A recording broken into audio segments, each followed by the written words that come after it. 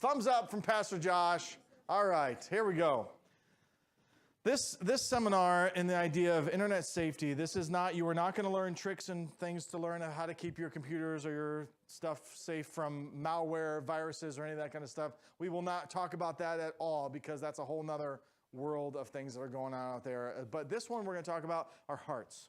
Our hearts, how to guard our hearts and protect our minds. This is very important. And obviously from Scripture, we see Proverbs talks about this. Guard your heart because everything in your life comes out of your heart. The wellspring of life comes from what's in your heart. The choices you make come from what you've put in your heart. I talked to the teens this weekend about this. Input, whatever you put in comes out, right? Garbage in, garbage out. What you put in, you get out. If you're in my world, technology, if you're a coder, the code you put in produces the results on the page that you're building. If you put in bad code, you're not going to get what you want. That's the idea here. Why do I care about this stuff, right? I kind of mentioned this, but why do I care about this stuff? Because I have a family who was growing up in this age of, like this gamut from a freshman in college down to a third grader in elementary school. And they're all at different stages. I got little boys, and I'll share this a little bit later, but the average age of a child who's exposed to illicit material online is 8 years old. And my son is 8 years old. He's right at that age, and it's like, breaks my heart. And I want to help protect them. And that's the kind of thing we're going after. And because of my family, but also many, many churches that I've talked to. I have been brought in as a consultant afterward when people have fallen into sin in the area of technology. I have to come in afterward and kind of clean up some of that. And that's not fun. Many things along the way that could have been put in place that could have prevented these kind of things that happen. So the idea is here to protect your mind. Your mind is an amazing thing. There's enough electricity that goes on in your mind that can actually power a 25-watt light bulb. If we only had a port, right? If we only had a spot where we could plug in a light bulb and where it actually could light up. And, the whole idea of when you get, an idea, the light bulb, that's real. It could actually happen, okay? You could actually light this up. Matter of fact, your brain is so powerful, and I shared this with the teens and part of the message this weekend, but your brain is so powerful. How many of you have ever been somewhere and you smell something and you remember something that happened when you smelled that before, Or you see something, you're like, whoa, this has happened before, or deja vu. Or, your mind, it recalls things. It remembers this stuff. 20 years ago, I was flipping through the TV. I happened to land on Oprah Winfrey. I have no idea why, but it was like, they had this thing called like stupid human tricks that day or something like that, right? And this lady gets on and she pops her eyeballs out of her sockets. And she pops them out and then she pulls them back in, and I watched that. And I will never forget that. And now you won't either. I'm sorry. I know that's a trick I play on you kind of, but I will never forget that moment. I remember what it smelled like, what I was wearing. It was just everything about that moment I'll never forget. That it was seared my brain. Luckily, I Googled this a couple years ago, and I'm like, I found a photo of it. This is exactly what I remembered of what happened. And it just seared my brain. Right now, stop looking at it. Yeah, stop. It's seared. That's the idea is here. Our brains are so powerful. God has gifted us with the ability, and I know I'm now 43, and then my wife will be like, she'll be asking me a question. I'm like, no, hold on. No, wait. 2 minutes later, got it. It took me a little longer. My speed retrieving stuff isn't as fast as it used to be, but it still functions for now. And I kind of mentioned this earlier, but as we start thinking about the vastness of our internet and the people we're connected with, 46% of the world, the average person spends 2.5 hours a day on social media. Think about that. Think about how much time is spent on social media and connecting. Now, again, a lot of the stuff that I'm going to be talking about is not necessarily bad. Like we talked about this weekend in Romans, it talks about, hey, lay aside the things that will slow you down. Doesn't mean they're good things, but they can slow you down. They wrap you up, they cling to you, they wrap you up, and they slow you down. And like I mentioned before, the average teenager or actually even person spends 9 hours a day in front of a screen. Let me give you some overwhelming statistics here about the internet. In 1 minute, 60 seconds, 500 hours of video are being uploaded to YouTube.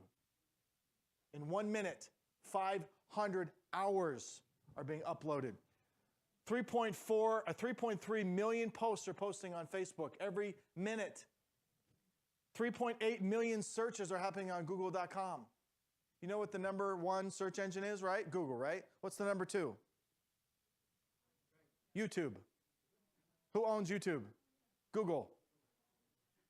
Do you think if Google wanted to show you something, they would put it in front of you? Yes. You search for this, they want you to see this, they'll put this in front of you. Google rules the world, okay, pretty much. It's just kind of, and not really, obviously. We know that our God is above that, but I mean, because let's keep going. Let's see, Instagram, 65,000 photos are being uploaded every 60 seconds on Instagram. Start thinking about it. 15,000 songs are being downloaded on iTunes. 25,000 items are being purchased on Amazon.com. They make $75,000 a minute. Chew on that a little bit, okay? Just process that. Amazon makes $75,000 a minute, and they're open all the time. No wonder they can keep growing, right? Now, in this bottom right corner, this talks about the data that's being transferred. You know, typically the kids today will be like, oh, that's the save icon. Yeah, no, that's actually a floppy disk, right? We remember the floppy disks, you know? Yeah, in the back. Okay, 1.4 megabytes. Yay! I can put a photo on this. You know, nowadays you can't even put a photo on there. I mean, it's ridiculous. But the amount of data that's being transferred, 2.5 terabytes per minute are going across the internet. 2.5 terabytes of data are transferring through the entire network that we have right now. And you start thinking about that, that's 1.9 million floppy disks are being transferred every 60 seconds. All this data is being transferred. Here's a shocker. Of the 2.5 terabytes of data, 35% of that is pornographic. And we're going to talk more about that and how important that is and how that is changing our culture. Hear that kind of stuff, okay? Let's go in this. Great things about the internet. I love the internet. I'm going to get a t-shirt. I love the internet, okay? I do, because there's lots of things about it I love. There's tutorials. A guy in Texas showed me how to change my power steering pump. I watched his 30-minute video, and I did it myself. I saved myself hundreds of dollars because some guy in Texas, you could tell he had a Texas accent, was showing me how to change my power steering pump on my 2008 Honda Odyssey. And I did it by myself, okay? Tutorials, connections. I'm connecting with people from high school that I never thought I'd see again and really didn't want to. But, you know, I'm connecting with them, you know? And then all of a sudden, they put pictures from high school yearbooks up and they tag me in it. And I, like, quickly untag myself and unfriend them, you know, because nobody should see high school photos, ever. I know you guys are in high school or whatever. Someday you're going to be like, you know, you look good now. But 20 years from now, you're like, who was that kid? What was he doing? Yeah, I get it. I had this big afro. It was really cool. Music. Oh, I love music. I stream music all the time through the internet kind of stuff. Streaming videos, deals. My wife finds the most amazing deals. I took my daughter, she's a softball player. I took my daughter to the batting cages 25 times last year. I think it was like 3 times a week. And it only cost me $40. Okay, if you ever go to a batting cages, you almost spend $40 when you go there the first time. It's ridiculous. If you're there for a half an hour, it's so expensive to go to batting cages. She found this Groupon. Oh, saved me. And she's a baseball player or softball player, so it was good for her. Deals, maps. I don't know how to get anywhere. I just type it in and say, take me, you know, especially trying to get to pastor's house. Forget that. Jurgen, what? There's 6 of these. Which road is this? All right? You have to have GPS to get to his house. You can't find it any other way. And banking, right? I don't remember the last time I was in the bank or actually wrote a check. It's all done online, right? There's great things about the internet. Don't get me wrong. There's also bad things, malware, viruses, spam email. You ever check your spam folder? Man, it's loaded full of that kind of stuff. Identity theft happens all the time. Stalkers. They're looking to prey. This happened in Cleveland just 2 years ago. What happens a lot, but one I'm specifically familiar with is that several of this kind of stuff has happened really close to home in Cleveland. Several kids were stalked and then abducted and met, and they went out and got it in Cleveland. So it's a big deal. Bullying. Big deal, big stuff. I was telling the teens this weekend, I said, I don't think any 7th and 8th grader should have a smartphone. They're like, oh, you hate us, it's not fair, that kind of stuff. Because what typically happens is a 7th and 8th grader, they'll get it at school, but then what happens is it continues on through social media. They go home and it's like it just keeps going. Now, I'm not saying you can't use social media for positive, effective things. Yes, you can and you should. It is a powerful tool. But bullying happens a lot. Pornography, it's a whole nother world. We'll mention that here in a little bit. Internet or smartphone is a privilege, not a right. We have to look at this technology that we've been given as a privilege. It's not this, like my son came home, he's 12, about 3 weeks ago, I don't know, about 2 months ago now. He says, Dad, well, his birthday's April 1st. He's the April Fool's birthday. So, it was 12:34 at night. Like he had just been born. I'm like, I tried to get them to be like 11:59, so it'd be like in March. No, sorry, they wouldn't do it. I even bribed him with donuts, the nurses. I'm like, come on, just get him in March. Come on, think this kid is going to be born on April Fool's Day. So, whatever. He comes home on his birthday. He's 12. I actually give a lot of extra information. I apologize. There's so much. He comes home. He's 12. And he says, Dad, I'm 12 now. I get a smartphone. I'm like, what? Where all the kids in my school have them? All the boys have, they're all having them. Like, that just because they do doesn't mean you're going to. And let me show you this thing. It's called a track phone. Boop, flip it open. You can send, like if you're going, he's never not with us really anyway. So, at 12 right now, we had different things at different ages for kids. My daughter was in volleyball at 14. She was going on, she was in a club volleyball team. She would go away to these tournaments. We gave her the flip phone. She could text from that. You could send a text, but your fingers would cramp up kind of thing because it was so, like it took you like an hour to say, hey, what's up, kind of thing. It was so hard, but she still could do it. So at 14, she got that. And then when she was 16, we gave her a smartphone that we could track where she was going. She was driving. I wanted to have the ability to see where she was at. Came into play really well. About when she was 17, she was sitting behind a guy at a light.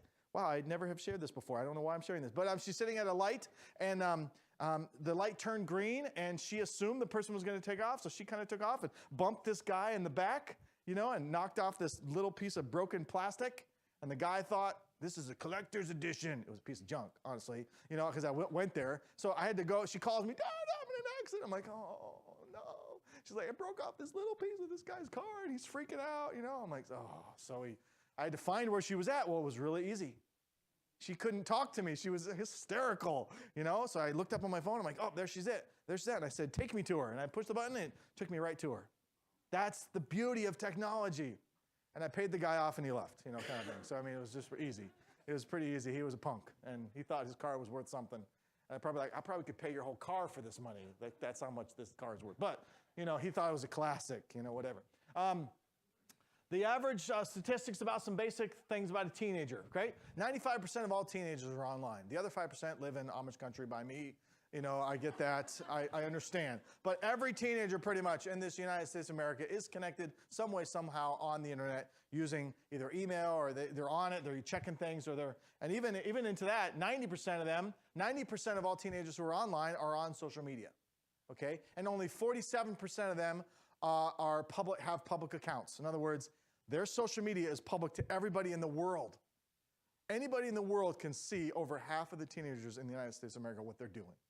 They can see what they're posting. They can do all that kind of stuff. And 70% of the teenagers who are on social media are not connected or friends with their family or their parents. Their parents aren't on those platforms, and their parents aren't following them or connected or with friends with them. Several years ago, I got on Facebook, and I was doing it, and then all of a sudden, a couple years ago, my daughters got on Facebook, and then Grandma got on Facebook, right? Grandma was seeing all the things that her granddaughters were doing, and then all of a sudden, my daughter was like, I'm going to go over to Instagram, because Grandma keeps commenting on all my photos, and that's really cramping my style. Grandma, come on, stop commenting, So she went over to Instagram, or she asked me to, and I said, well, that's fine, but let me tell you, I'm going to Instagram, and I'm going to be your first follower, okay? I am your number one fan, so I am on this with you. That's what a parent does, okay? There was no reasoning in my world that I thought I'd be on Instagram.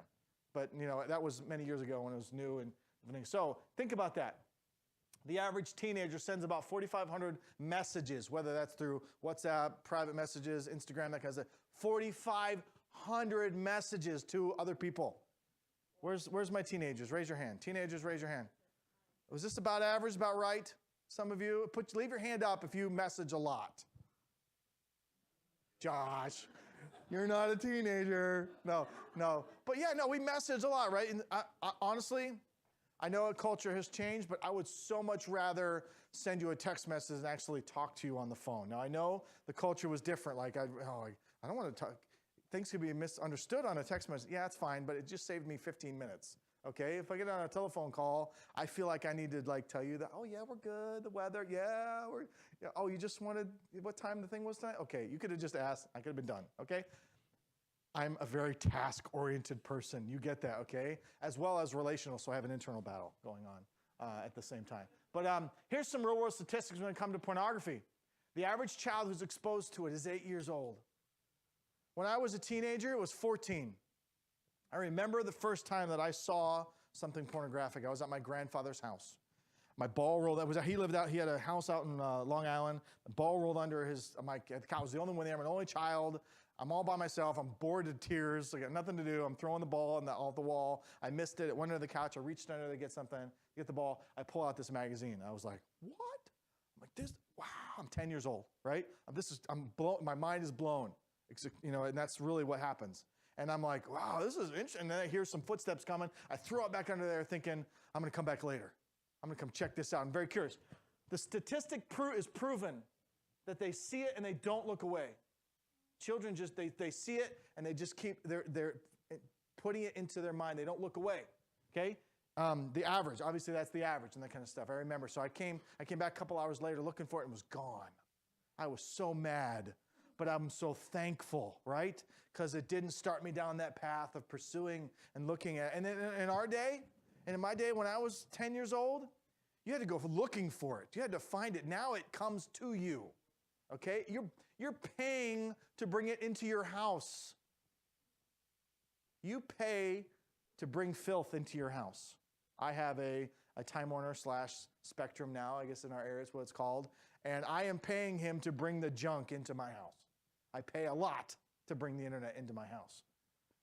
93% of boys, 62% of girls are exposed to pornography by the age of 18 years old, and that number is increasing for girls, okay? It's actually going down a little bit for the boys, not much, but it's going up with the girls. 1 in 4 kids this year will be exposed to pornography in their own house accidentally. They typed in a wrong address, web address, and it went somewhere else. Do you know that pornography companies buy up misspelled domains to reroute them to their sites? Pornography companies will actually fund good children's sites. We did a test several years ago. It was about 5 years ago now. And we went to a known child's good gaming site. And we purposed to look at the ads that were on there and clicked on an ad. Went to another site. We looked at all the different ads. We clicked on an ad. 5 clicks, we were at what I would consider a pornography site. It was not hard, but it was a pornography site where then you could have gotten into something much deeper. 5 clicks from a child's gaming site that you would have said, oh, sure, go play a game. Several clicks later, we had a father and a son who was really struggling in this area, and they had put all this software on the computers in their house, and they were blocking this kind of stuff. Several months later, they were talking to their son, and their son's like, well, I'm still looking at it. They're like, how are you still looking at it? And they're like, well, I get on and I surf through the Wii. I look at pornography through the Wii, which is the family gaming console. There's an internet browser in there, and he's getting through the internet through their gaming console and getting out. I mean, we all have heard the phrase, right? Well, there's a will, there's a way.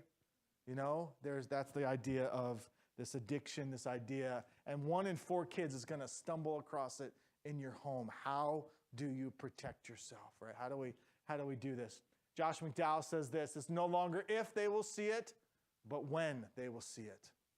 That breaks my heart, because this stuff just takes you down a path that warps your thinking, it actually can change the chemical reactions that actually happen in your brain, and you think differently when these things start promoting and going in through your head and the things you observe and the things you're looking at. It changes you, and it affects other people around you, and it affects your entire life. Matter of fact, let me skip ahead of this. Let me just go to this one.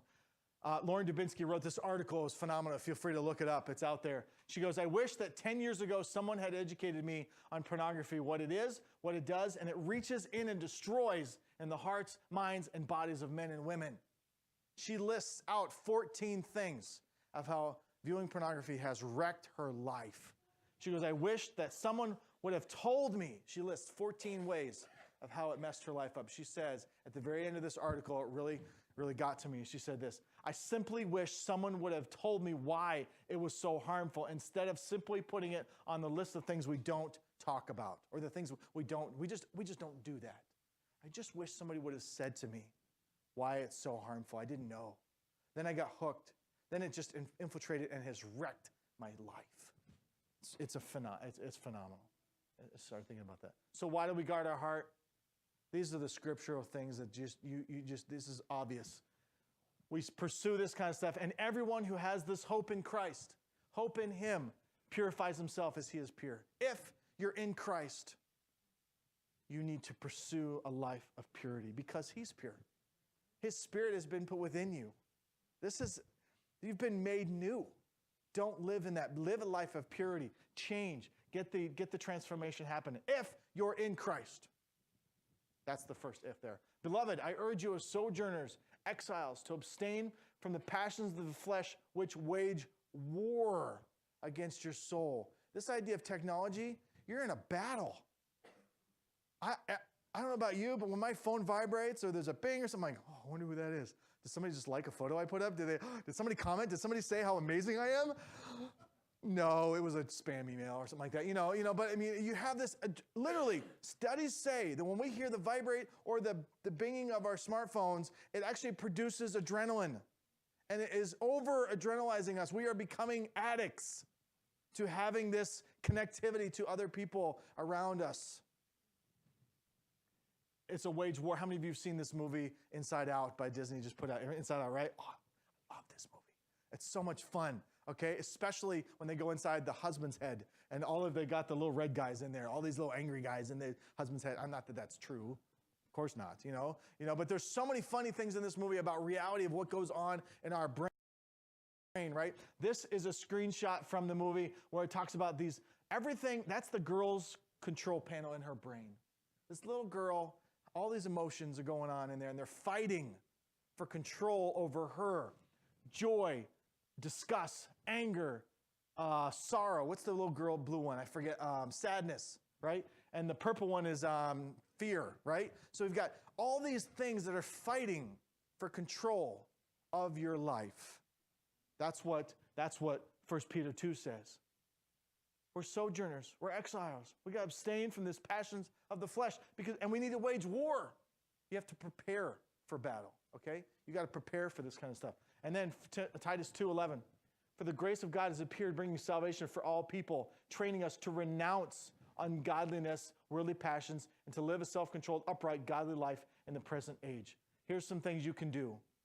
If you want to have victory in this area of technology in your life, saturate yourself with the things of God. Input more of that, okay? I'm not saying you're not going to get away. Technology is here to stay, like we talked about. You can't avoid it. It's happening. It's coming. It's a tsunami, okay? Prepare. Saturate yourself with the things of God. And I did not mean to push that button. Okay. Spend time with others who care. Don't just come to church. Be the church, okay? Help each other out. Talk to each other. Tell somebody, I really struggle with this.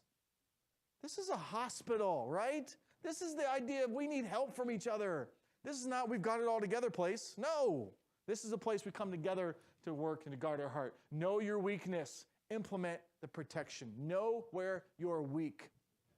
Several weeks ago, months ago now, about 6 months ago, I realized I was spending way too much time on Instagram. It's funny how I went to not wanting it to then having it and spending a lot of time on it. I have a lot of, especially, lately with this, NFL draft and all that kind of stuff, my feed was like just filled with all this stuff that was happening at the NFL draft. I'm like, wow, this is great. Several months ago, I realized, and I was kind of evaluating how much time I spent on my different apps, and I realized I had spent hours and hours on Instagram. So I removed it, right? Scripture talks about, hey, if it offends you, cut it off. I took it off. I wasn't on for like 6 months. I said, sorry, babe, telling my wife, you're in charge of watching after the girls for a while. I'm checking out, okay? I'm checking out for a while. I need to stop. I need to put other things in its place right now. So I knew my weakness, and so I cut it off. Took a break. Now I come back, and it's a privilege again, not a right. See, I even struggle with that. It's the things that we have to all go after. So how do you protect yourself? First one, you can become Amish. It works, I promise. You can do it. If that's really what you want to do, you will protect yourself, I promise. You could do nothing and hope you get through it. You could lead with this iron fist of, I'm going to make sure I sit with, I actually did, when I was doing the research on a lot of this, I found an article about a lady who would sit with her daughter while she checks her email. And she types in the password. So they do it together, and she doesn't do anything but without her mom typing in the password to get those things. I'm like, wow, that's a little too much. No freedom in there, no learning curve. It's just all, I'm in control, okay? I don't agree with that. Or you put up some boundaries. We talked about this yesterday with the teens and the day before. The fish is safe inside the fish bowl. You bring the fish out of the fish bowl, Pastor Sean, what happens? It dies. He knows fish. That's what I hear, at least. He has like 600 tanks, I hear. That's all I know. It keeps getting bigger. I don't know. It keeps going. No, I picked on him all weekend. I'm allowed to. I'm up here. It's all right. You can wrap up the service. How about do that? No. Putting boundaries in place, right? The fish stay within the boundaries. That's where they're safe. We need boundaries. We all need boundaries. Accountability. We need this kind of stuff. So how do we do this? There's so much things out there to protect us. There's so much. There's Wi-Fi. There's computers. There's devices. There's computers. There's public Wi-Fi. There's mobile Wi-Fi. If you're ever out and you need some, got to get Wi-Fi, you're looking for a thing, you need some Wi-Fi, Home Depot has great Wi-Fi. Works wonderful. I pulled in their parking lot, got on, it's good, okay? There's Wi-Fi everywhere. There's like devices, TVs that are getting on the internet now, smart TVs. They have refrigerators that will order food for you. They have vacuums that will send you a text message that say your bag is full. I'm like, really? Like you can't look at the vacuum when its dust is just flying out that it's full. And most of them nowadays are clear, like, oh, look, it's full. No, oh, a text message. Oh, my vacuum is full, Amazon has these things called pods that you can put next to your washer that if you happen to run out of laundry detergent, or when you do that, all you have to do is push the button and it'll order you laundry detergent to your house. No wonder Amazon makes so much money, right? And they've even stopped it so like if you push it multiple times, it won't send you 75 things. So the kid gets up there like, it just you think about the technology is everywhere with us, right? It's everywhere. How do we do this? How do we protect ourselves? My first thing is what I tell people is location, location, location. Using the devices in the proper location will protect you in a lot of ways. I do not allow my daughter, my kids, to take their phones, computers, anything that they are using into their rooms. Their bedrooms are not a place to use technology. This is where the kids start being like, oh, Mom, don't listen. Don't you have to go to the bathroom? This is where the parents check out, or the kids check out. Okay, location. We have a computer for the kids to use. The screen is facing the living room. My office. You walk by and my door, I have a window. You can see my screen. You can always see what's going on. Location is everything, okay?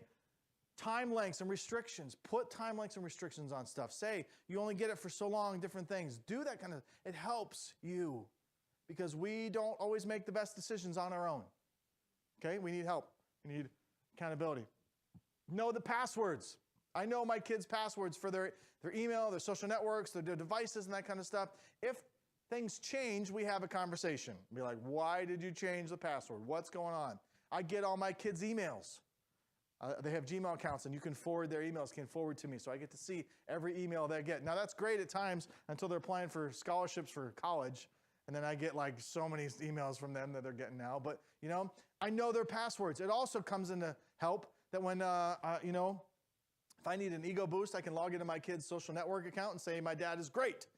And, I'm like, whoa, yeah, I know, I'm so awesome. I'll put up a picture of I'll be like, take a selfie, like, that kind of stuff. I do this occasionally, to remind them a little bit about, hey, we're in a relationship here, don't forget it, okay? The idea is accountability. No, I'm not going to embarrass them. I'm not going to say something. I'm not going to do something that would wreck our relationship because that's not what I want to do. But the idea is for accountability. Honestly, probably haven't checked in 6 months on my daughter's accounts. And my daughter in college, I haven't done it probably a year. She's been in college. The idea is that progressively loosening and getting, as they get older, they're allowed more freedoms, right? And bigger tanks. You start real small and then it gets bigger. You allow them to grow as they prove themselves, right? Accountability, that's the idea. Having accountability. I have software on my computer that will show my accountability partners anything I do on my computer. The sites I go to, the things that I look at, how long I spend on this, if I've played a game, if I've not, it shows all that kind of information out there. Accountability. How do you protect yourself in your home, right? Wireless Wi-Fi filtering. This is kind of like filtering your water, right? Okay? I actually took this picture while I was here in Minnesota. Okay, no, I'm totally kidding. And FYI, this is my first time in Minnesota, and it has been great, and I've really come to love it. But yeah, you filter your water, right? I went to India a couple years ago, and they told me, do not drink the water. And as we were driving around, I realized why, okay? And where we were located, and they said, just bottle water. I did. Whole time, they stuck us in these rooms with sinks. I'm like, really? Of all places, you can put water right there. It's right there. So I would use my water bottle, and I would brush my teeth. The guy who was with us on the trip, who was in the room next to me, he forgot. And he brushed his teeth with the faucet one night. 2 days, he was sick. And I had never seen those shades of green ever in somebody's face. It was bad, okay? But 2 days later, he was fine after it all worked itself out, After 1, 2, I'm serious. Filter your water when you go to India, I promise.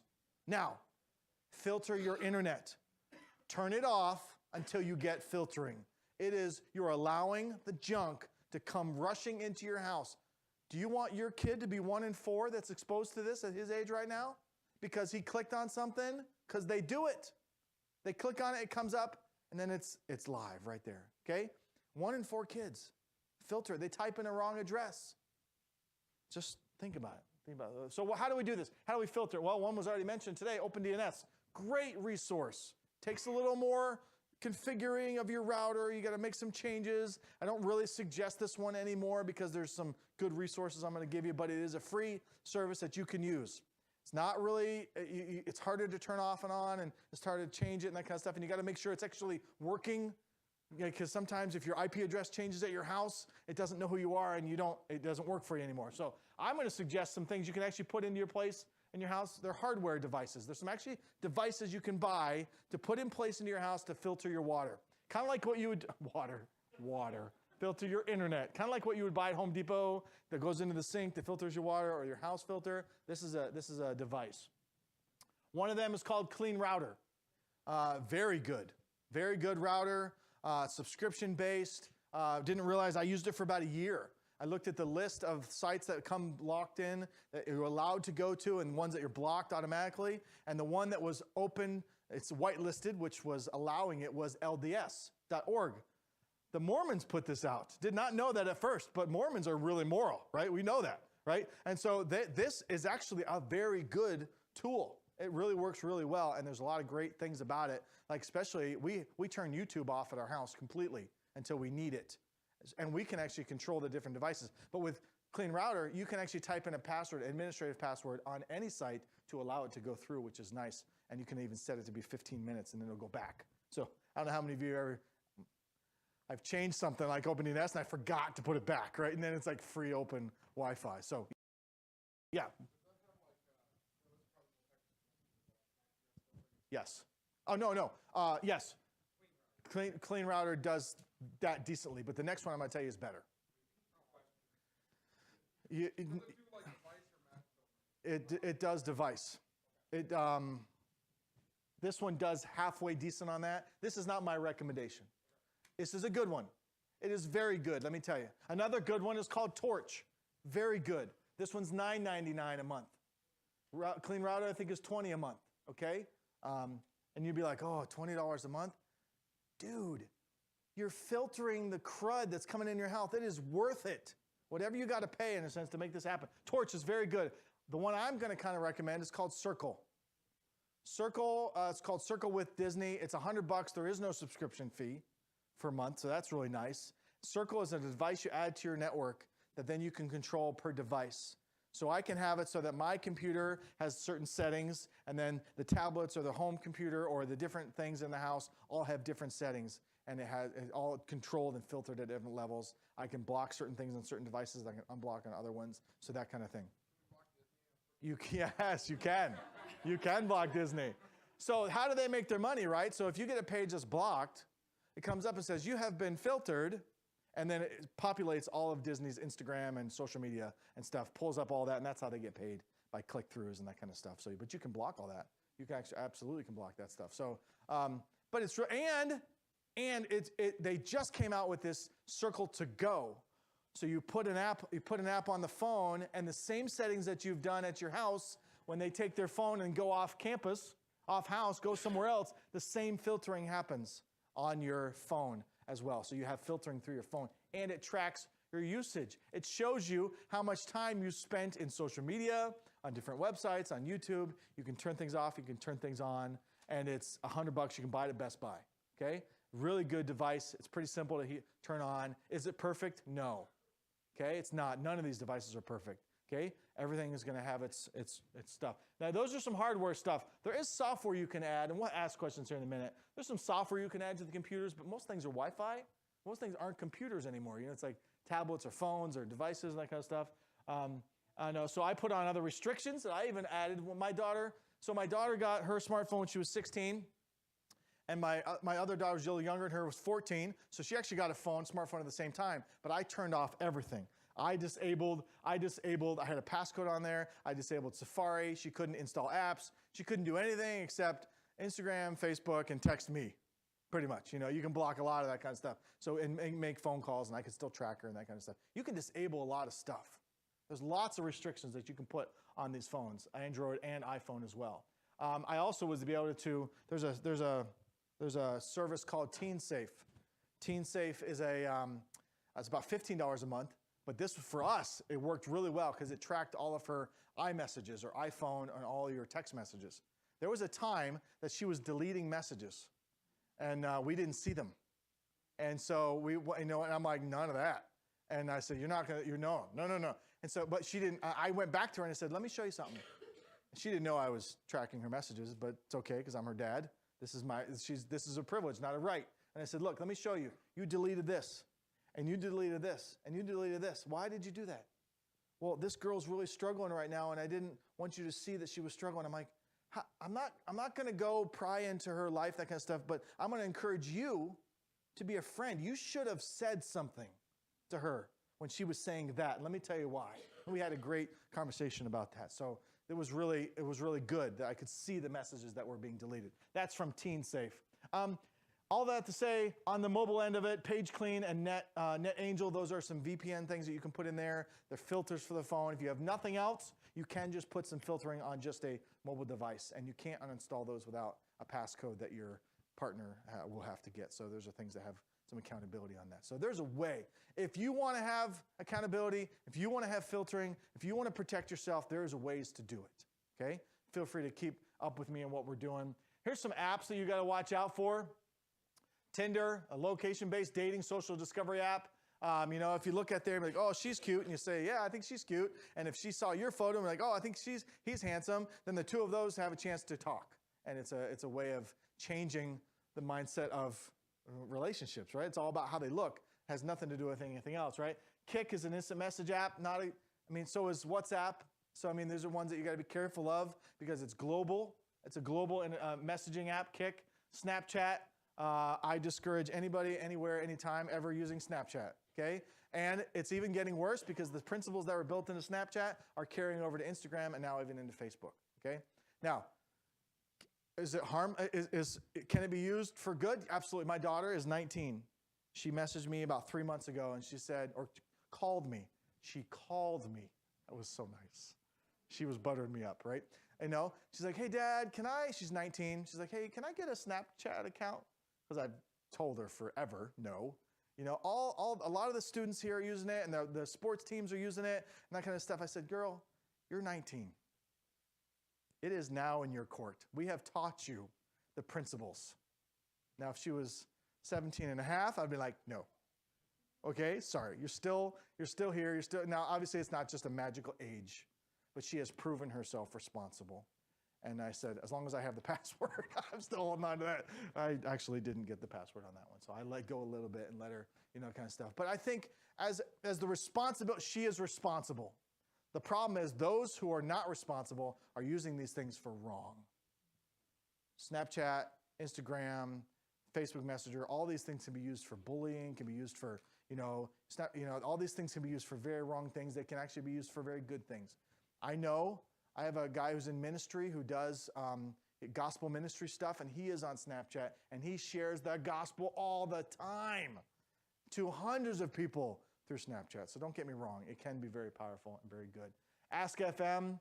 It's a place where people can anonymously comment on your profile and the different things that you've got going on there. In the Cleveland area in 2015, 2 girls committed suicide based upon what somebody said on their Ask FM profile accounts, and they wrote that in a note. Apparently, I'm of no value because the people have told me that I have nothing and I have nothing to offer, and they committed suicide. 2 young teenage girls in the Cleveland area in 1 year because of comments from Ask FM. Another one you got to watch out for is these ghost apps, right? These apps that are out there that look like something, but they're not. This one's called the Calculator Percentage. I'm sure this one's not even available anymore. This is a year old. Things change so often. But you got to watch out for all the different apps that are coming. You don't have to know all of them. You just got to know what's on your kid's phone. In other words, know what's going on in their life. See what it is. This one, you type in a series of code, it opens up and you can store photos and videos and stuff in there that nobody can see unless they know the code. So that's just be careful of that kind of stuff. Another app that's out there is called BetterNet. BetterNet is the ability to install this app on your phone that then tunnels through all of the settings you have in your house. All these nice filtering things that you've just put in place to protect your family, they put this app on there and it tunnels through that and goes out and is out to the world without any filtering. Well, there's a will, there's a way, right? It's just, we are creatures who want what we want. We are sinful people fulfilling the sinful desires of our hearts. It's all about the heart. If you don't have victory in the heart, you're going to live out however you want. If Christ is not on the throne, then you're on the throne. And when you're on the throne, things are not going well. Scripture proves that over and over again. Hashtags. Oh, I know our time is up and I've got to get going because we got to get to the airport because I need to get back to Believeland, Cleveland. That's what they call it. Cleveland, Believeland. Hashtags, we'll talk about this real quick. I'm sure you know about it, but it used to be called the pound sign. It's now changed. The idea of grouping photos and different comments together. The most popular hashtags in 2016. Love, Instagood, me, TBH, which is Throwback Thursday, cute, follow me, photo of the day. Hashtags are fun, right? They're just fun. They just group things together. It kind of gives a summary of what's going on. My wife makes a strawberry pie. I take a photo of it, and I say, oh, yummy, hashtag strawberry pie, okay? It's just a way of grouping things together. Now, you'd be like, oh, it's so innocent, right? Especially I looked at my feed, and I okay, what are my most used hashtags? Celebrate with donuts came in number 2. I don't know where that came from, proud to be a Patriot. That's our Christian school, or the Patriots. Try that being a Steeler fan and have your school being a Patriot. Oh, I hate the Patriots. Sorry, where that came from. Football, it's consuming. But the idea is, that's okay, no big deal. It's just a hashtag. Several years ago, my daughter was hearing something from other kids and something like that. So she saw a hashtag of something that was a phrase, and she clicked on it. And immediately it brings up every photo that somebody else puts on that hashtag with it that's public. And all of these photos came up about all this stuff that I didn't want her seeing. All this stuff just comes flooding up. Anybody can tag any photo with any hashtag. It's basically a summary of what's in this photo. And you have no filtering on that. Even, circle, DNS, any of that kind of stuff. Unless you've blocked Instagram, you cannot filter out hashtags. You cannot filter inside the apps. It's just not. That's where the heart's got to come in. You gotta have victory. I tell my daughter, I said, I don't mind you using hashtags, just don't click on them. Because you have no control what's going to come up. And remember, iGirl, you never forget that stuff. Okay? And the time that happens, the stuff that comes up, you're never gonna let go of that imagery that's in there. It's gonna stick around, and it's gonna all of a sudden you're gonna be somewhere and you see something, and something's gonna come flooding back. And we're supposed to have victory in these areas. We're supposed to let Christ be in control, not these images be in control. okay? Skip ahead. Finally, my final takeaways. Here we go. We're done, okay? First of all, don't forget, even though you might put in all this nice Wi-Fi in your house, your neighbors have Wi-Fi, okay? And they are unfiltered. Matter of fact, I have heard, like 2 weeks ago, I was doing this seminar.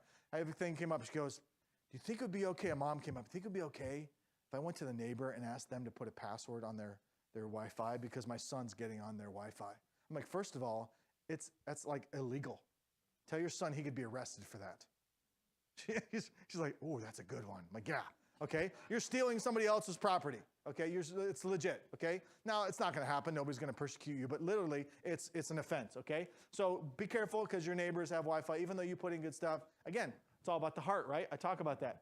Forgiveness. Oh. And I don't think I put all this on there. I think I might have missed it. But one thing I did with the kids this weekend is we talked about a technology contract. Technologycontract.com, I just created this. It is a website that has these 12 things that you can commit to for parents and teens. If you're a parent here that had a teen here this weekend, ask them about the technology contract, okay? We gave it to them.